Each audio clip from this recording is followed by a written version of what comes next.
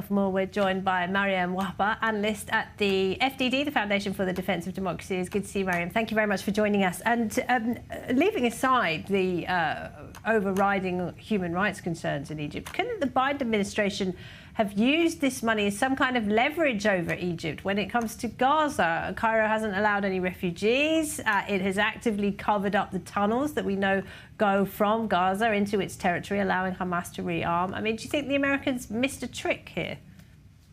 Good to be with you today, Laura. Absolutely, you are spot on when it comes to this. I'll remind viewers that these were conditions set by the Biden White House. The U.S. was withholding $325 million in U.S. aid to Egypt so that it can proceed and make progress on these human rights concerns. Now, the White House has said that this decision came in light of how Egypt has been helping in Gaza. There's been little to no transparency on how Egypt exactly has been helping with Gaza. As we've seen when it comes to the Philadelphia corridor, Egypt has actually sided with Hamas. So all to say, there's some troubling concerns here with what are exactly the motivations with proceeding with this aid to Egypt. And Mariam, what does Egypt plan to do with this very large slice of aid money from the United States? I know you've written about how the Egyptians are planning to send troops to Somalia, for example.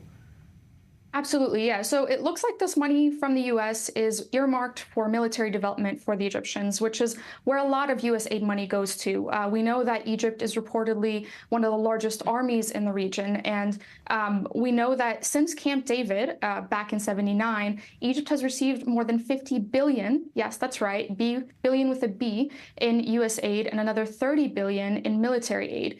And there's another lack of transparency here with how exactly Egypt spends that money. And finally, what about these reports and that Egypt is willing to allow some kind of international peacekeeping force to patrol the Philadelphia corridor? Would that work? So while this may seem like it's a step in the right direction, I have some doubts.